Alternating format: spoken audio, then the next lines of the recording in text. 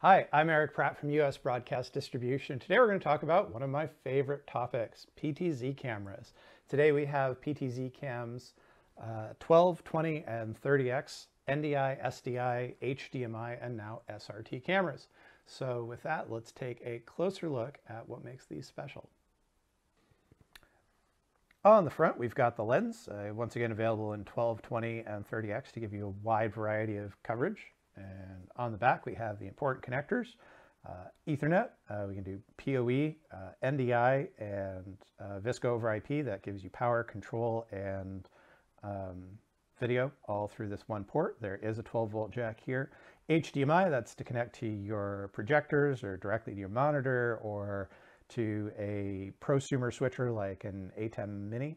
SDI, 1080p60, 3G SDI for connecting to something like a real switcher or running cables a long distance to an SDI capture card. Legacy serial control, RS-232, RS-45. There's also a 3.5mm jack so that you can hook up a microphone if you want to bring your audio in from the position of the camera. Not really my favorite workflow, but it's there if you need it. So let's take a look at the inside of this thing, not literally inside, but how we would configure it via the web UI. So I've pulled open a web page. I've typed in the IP address of the device. It's 192.168.1.163. I hit enter, and then I typed in the username and password. And I'm going to take you through the network configuration pretty quickly because this is things that you might want to change. Not necessarily network ports. I just wanted to start by pointing out it's got RTMP port of 1935. That lets you connect to Facebook or YouTube. RTSP, you could connect that to Vmix or a traditional decoder.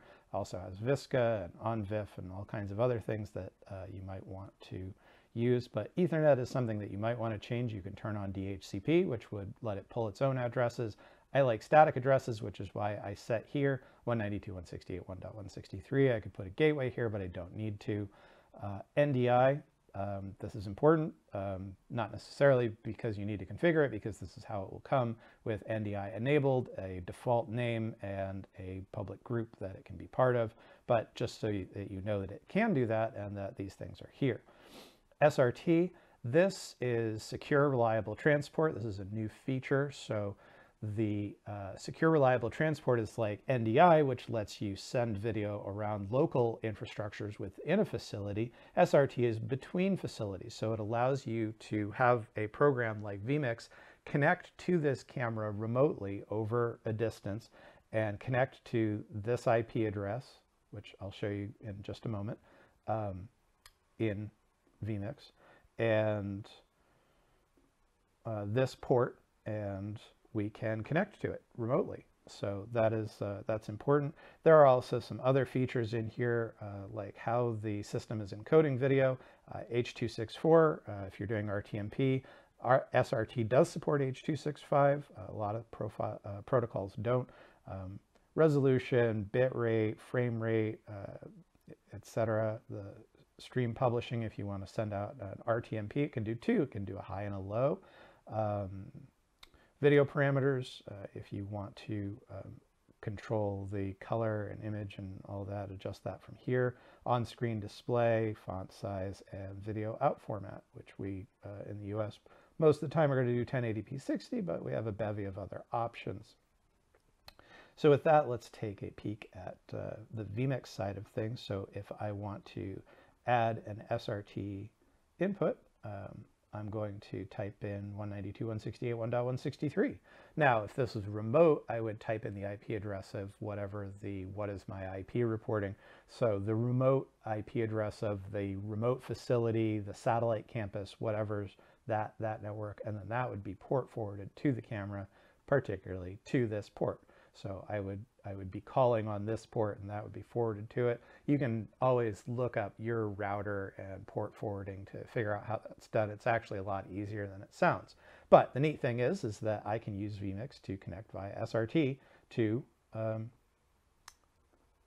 a device that is just about anywhere. So that lets this camera be a lot more powerful. And of course, NDI I'm just going to add this guy in here so that we can see NDI side by side, and we can see that there is a little bit of latency between them, and that's intentional because SRT uses that latency to buffer against unforeseen drops, and it basically uses that time to catch up and error correct and do all the things that make it a reliable, that's the R in SRT, a reliable transport mechanism. So that is one of the really neat features in the new version of these cameras.